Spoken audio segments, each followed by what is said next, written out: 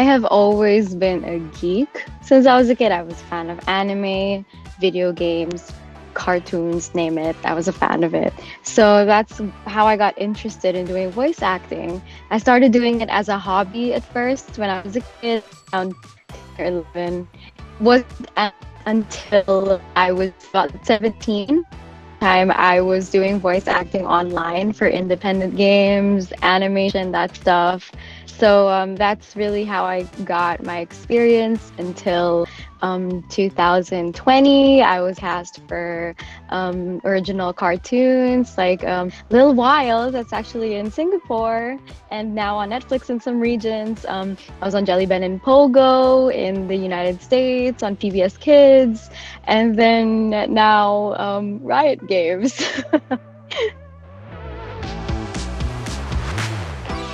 When I got casted as them, I made sure that I understood the lore of the games. I did my research on who the other champions from Zon are in League of Legends, who were the other characters that she might encounter, that I might have to speak to when I record my lines, so that I don't have to rely on just what the director tells me, what my director tells me. And I did my homework as well. I did the same thing for Valorant. I looked into what the whole story of Valorant is about. I watched all the cinematics they put out and made sure that I understood who the other characters were. Just the same thing. I even played both of the games before my first recording sessions, just so I understood the technical stuff and how the game actually works. As you may know, League takes place in a fictional universe in Runeterra, so it's not really our world. So she's not technically Filipino, but Zeri is Filipino inspired.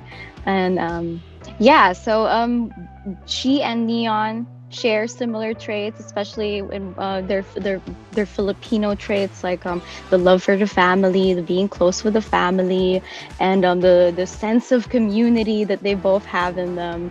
But what makes them different is their personalities. Neon is more she's sarcastic.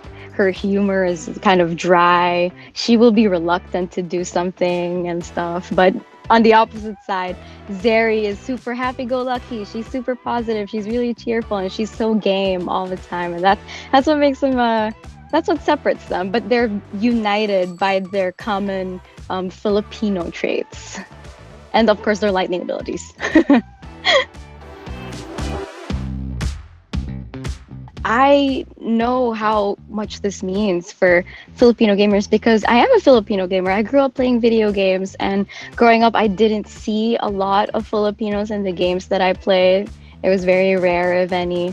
And for games as huge as League of Legends and Valorant to add a game like this, I think that makes a statement. One of the lines that Zeri and Neon both say in the game is, "I belong here. We all belong here." And I think that's a perfect way to explain why representation is important. It validates your existence in your culture, your race, your identity, and tells you that you belong. You even if you might not see yourself much in these media, that you belong. Yeah. And that, by the way, those lines are actually a reference to Asian hate crimes in America. The writer at Valorant and League who wrote the line, Michael, he read an article about this Filipino woman who was harassed in the States, and she was told that she doesn't belong here. So then he wrote that line for that. One of the things I would really like aspiring voice actors to know is that this wasn't an overnight success.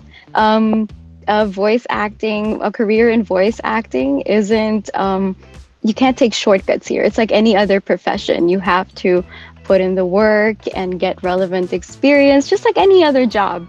So I want them to remember that it's not as easy as like asking Riot Games for an audition. Like, this is not what happened. I worked hard to get to this point where I got that audition, and then when I did get that, I was prepared for it. So I would say go out and get experience. So the next time that they're looking for a Filipino voice actor, maybe another big studio is looking for a Filipino voice actor, when this happens, you're ready for it, you're prepared, you have the experience.